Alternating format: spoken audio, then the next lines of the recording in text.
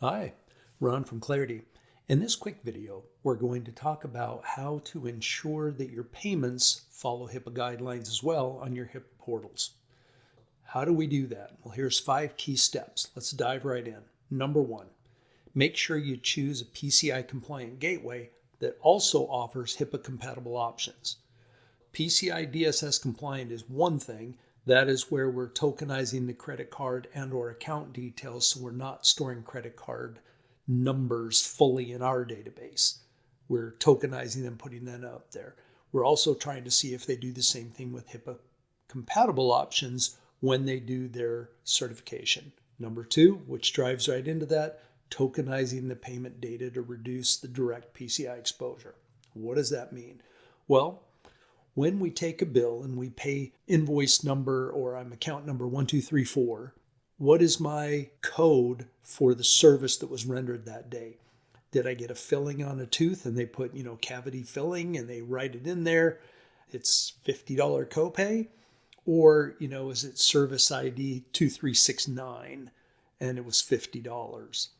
Now, sometimes they want to communicate that back and forth. It's one thing to communicate that they're charging me $50 for a copay for having a filling, but when they go do the credit card transaction and the transaction goes through, we don't need that additional data about the cavity being filled. That doesn't need to go.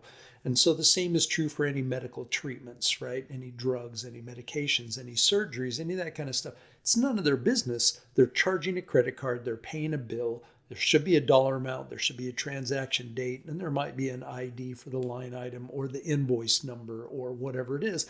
But none of that additional PHI data should be going back and forth in that transaction. So ensure that it doesn't. If any of it needs to, because it's included in the invoice that's being sent, then make sure that they tokenize that data. Number 3, ensure that the payment confirmations omit that detail. So that's literally what we're talking about. When we get a receipt, I don't want a receipt that I paid a $50 copay on such and such a date for having a cavity filled.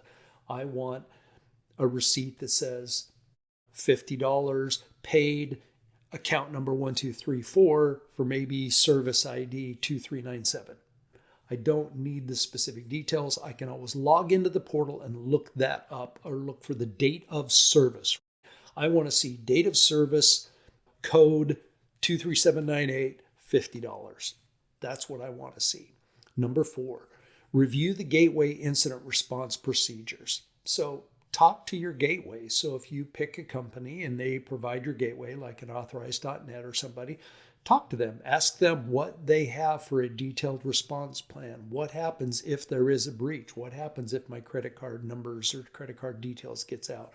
What happens if any medical PHI information gets out? How is that reported? How is that tracked? And then the final one that leads into is see if you can get a BAA with them.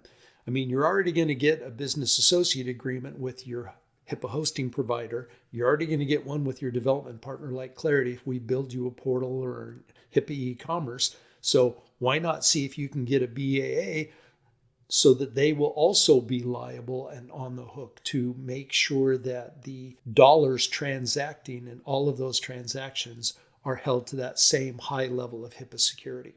So quick review.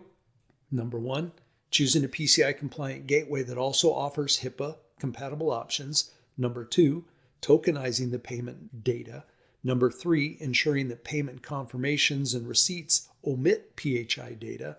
Number 4, talk about the gateway's ability to handle incident responses and what their procedures are. And the final one is get a BAA executed with your gateway provider. So that's it for this one. Thanks for watching, and we'll catch you on the next one.